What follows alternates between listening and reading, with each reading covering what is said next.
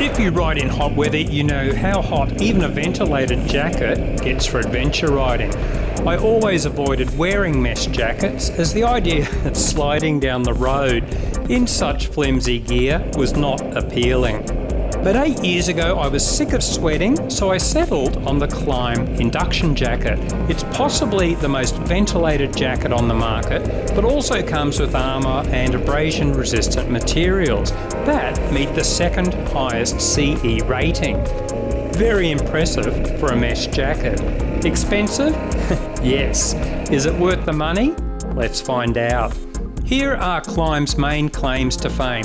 What is Rhino Stitch technology? Well, it sounds impressive, but there's no explanation on what it actually is. Try Googling it. The ventilation? Incredible. There is so much mesh, even in first gear, you feel the air flowing through.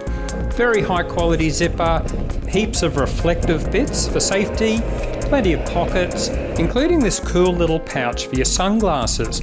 The fleece lined collar was very comfortable, and when so many jackets are coming in black only, it's great to see Klim offering high visibility colour schemes. There's also a removable liner that is fully waterproof, even after all these years. But it's the armour and abrasion resistance I'm really interested in, normally the downside of mesh jackets. Abrasion resistance. The mesh is Klim's carbonite material. They claim it's 750% more abrasion resistant than normal mesh. But there's no evidence of their testing or explanation of how they tested it or against what. So we have to take Klim's word for it. But I did come across forum posts where guys said it did hold up well after sliding down the road, and it has passed the AA standard for abrasion testing, the second highest rating possible. The abrasion zones for elbows and shoulders, these are rated to 840D. Is it enough?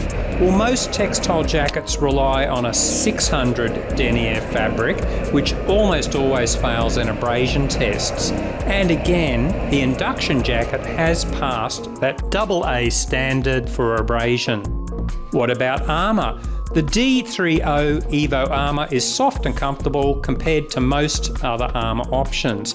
And it's pretty advanced stuff. Under impact, it suddenly stiffens to disperse the impact. Nice. Again, it was good enough to reach the second highest standard. Another thing I liked about the Klim induction is it's made in Vietnam, a country with a very solid textile industry from French colonial days.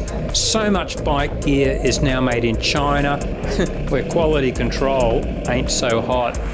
And given how China has been acting on the world stage lately, I would rather not support them until they behave a little better. So what's not good about this jacket?